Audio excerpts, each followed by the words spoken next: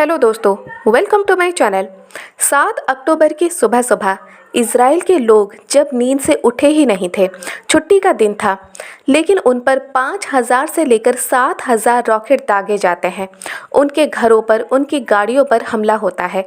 कई सारे आम नागरिक भी मारे जाते हैं। उन्हें कुछ भी समझ में नहीं आता, लेकिन फसाद की जड़ क्या है? ज़मीन का टुकड़ा। जी हाँ, एक ज़मीन के टुकड़े के लिए कई बार ऐसे ही जंग लड़ी गई है फ़िलिस्तीनी और इज़राइल के बीच। और 7 अक्टूबर को जो जंग शुरू हुई वो भी बस एक ज़मीन के टुकड़े के लिए। तो क्या है इसके पीछे की कहानी? तो चलिए आज की वीडियो में हम जानते हैं क्यों फ़िलिस्तीन और इज़राइल के बीच एक ज़मीन के टुकड़े के लिए इतनी बड़ी जंग छिड़ गई है। वीडियो में आगे बढ़ने से पहले अगर अभी तक आपने मेरे चैनल को सब्सक्राइब नहीं किया है तो प्लीज़ सब्सक्राइब कर लें। इसके साथ ही बेल आइकन को भी प्रेस कर लें ताकि मेरे आने वाले ऐसे ही रोचक वीडियोस आप पहले देख सकें। दोस्तों, 7 अक्टूबर को एक छुट्टी थी इज़राइल में।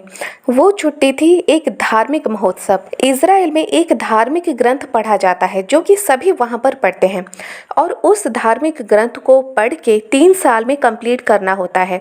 जब 3 साल में एक बार वो धार्मिक ग्रंथ पढ़ के लोग कंप्लीट कर लेते हैं तो उस उत्सव का नाम होता है तोरा।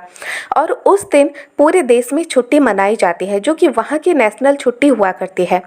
और 7 अक्टूबर को भी वही नेशनल छुट्टी के तौर पर वहाँ पर मनाई जा रही थी। छुट्टी का दिन था, सब सो रहे थे, लेकिन फिर ऐसा होता है कि 5,000 से लेकर 7,000 रॉकेट आकर लोगों के घरों पर पड़ते हैं। हमला होता है हमास की ओर से, जो कि एक आतंकवादी संगठन है, और पूरी दुनिया में कई ऐसे टॉप के देश हैं जो कि हमास को आतंकवादी संगठन मानते हैं और उसका बहुत ज़्यादा विरोध भी करते हैं। लेकिन हमास खुद को फ़िलिस्तीनी मानते हैं और वो कहते हैं कि हम फ़िलिस्तीनियों के लिए लड़ते हैं।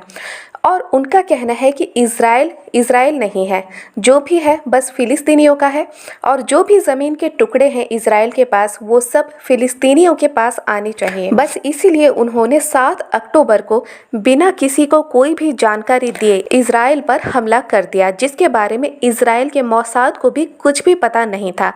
तो ये एक बड़ी चूक हुई इज़राइल की ओर से कि उनकी इंटेलिजेंस ब्यूरो को इसके बारे में कुछ भी जानकारी नहीं रही, और चुपचाप हमास ने, जो कि एक आतंकवादी संगठन है, उसने इज़राइल पर हमला बोल दिया। लेकिन ये जंग आखिर है क्यों? ये जंग है 35 एकड़ जमीन के एक टुकड़े के लिए। आपको बता दूं, इज़राइल और फिलिस्तीन के बीच एक जगह है जिसका नाम है जेरूसलम। काफ़ी सुंदर जगह है। देश और दुनिया से बहुत सारे पर्यटक वहाँ पर हर साल आते हैं। अगर आपको हर दिन का आंकड़ा कहूँ तो बहुत ज़्यादा होता है, यानी हज़ारों में होता है हर दिन वहाँ पर पर्यटकों का आंकड़ा। और ये जगह है ही इतनी सुंदर। इसी जेरूसलम में है वो 35 एकड़ का ज़मीन, जिसके वजह से इतनी बड़ी जंग छिड़ गई है। और ज़मीन के एक टुकड़े के लिए इतनी बड़ी लड़ाई क्यों है? क्योंकि वो धर्म से जुड़ी हुई है।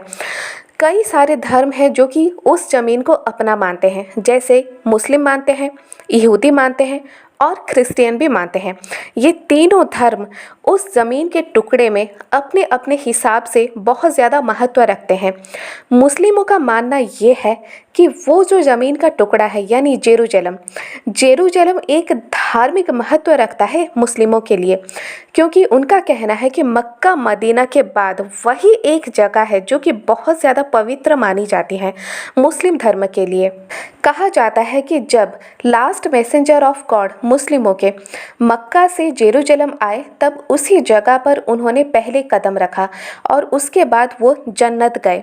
बस इसी वजह से वो लोग उस ज़मीन को बहुत ज़्यादा पवित्र मानते हैं और वो लोग समझते हैं कि वो ज़मीन उनकी है। वहाँ पर एक मस्जिद भी है जिसका नाम है अल अक्सा। जेरूसलम में ही एक इमारत है जो कि ऊपर से एक गुंबज है और सुनहरे रंग का है, दिखने में बहुत ज़्यादा सुंदर लगता है, और कई सारे पर्यटक भी वहाँ पर घूमने आते हैं। उसे कहा जाता है डॉम ऑफ द रॉक।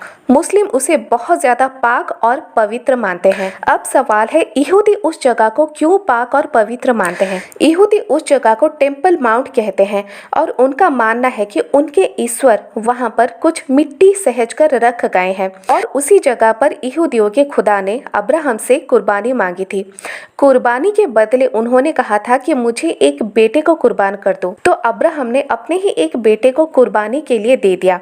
फिर उस बेटे को बचाने के लिए फरिश्ता आए और उन्होंने उस बेटे को भेड़ में बदल दिया था।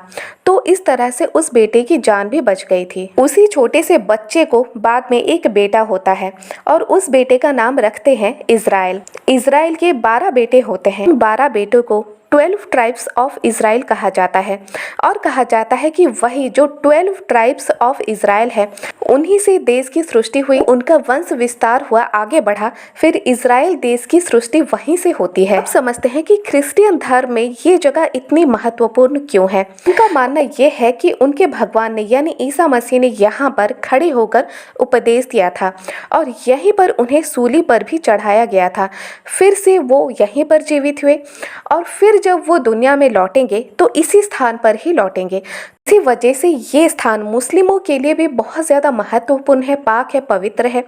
यहूदियों के लिए भी बहुत ज़्यादा धार्मिक महत्व रखता है और क्रिश्चियन संप्रदाय के लिए भी ये जगह बहुत ज़्यादा महत्व रखता है। 1848 से पहले वहाँ पर फिलिस्तीन में अंग्रेज हुआ करते थे। जब अंग्रेज वहाँ से छोड़कर गए तब फिलिस्तीन के 2 टुकड़े हो गए। जैसे हमारे भारत को उन्होंने 2 टुकड़े में बांट दिया, जिसकी वजह से आज तक लड़ाई लड़ रहे हैं पाकिस्तान और इंडिया। बस वैसे ही उन्होंने फिलिस्तीन को 2 टुकड़ों में बांट दिया, जो कि है फिलिस्तीन और इज़राइल।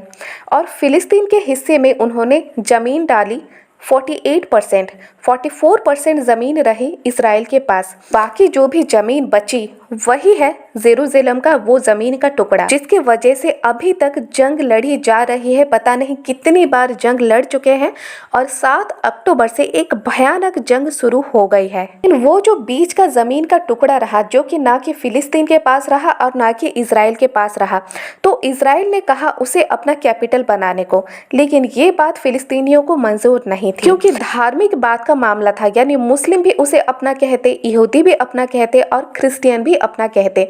तो इस वजह से कैपिटल बनाने के लिए इज़राइल वहाँ जोर ज़बरदस्ती नहीं कर सकता था।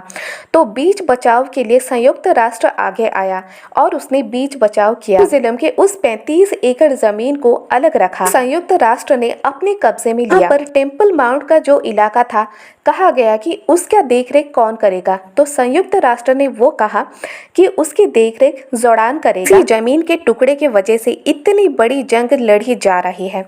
वैसे अगर देखा जाए तो फिलिस्तीनियों के पास अपनी सेना नहीं है, लेकिन जो हमास है आतंकवादी संगठन, उसके पास अपनी सेना भी है, अपने हथियार भी हैं और उसे हथियार मुहैया कराते हैं ईरान जैसे देश, जो कि खुले आम है।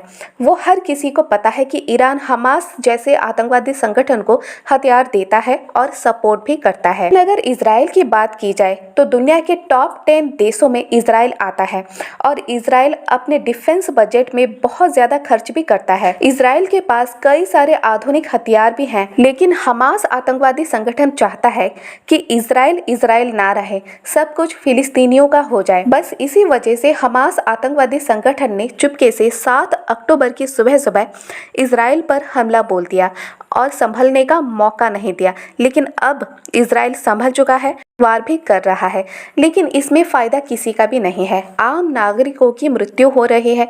कई ऐसे देश हैं जहां के नागरिक वहां पर बसे हुए हैं और उनकी भी मृत्यु हो रही है। पता नहीं कब तक जमीन के लिए कई देश लड़ेंगे, कई इंसान लड़ेंगे और कईयों की जान जाएगी। तो दोस्तों, आज का ये वीडियो आपको अगर ज़रा भी पसंद आए एक लाइक ज़रूर कर दे। इसके साथ ही शेयर करें अपने दोस्तों के साथ।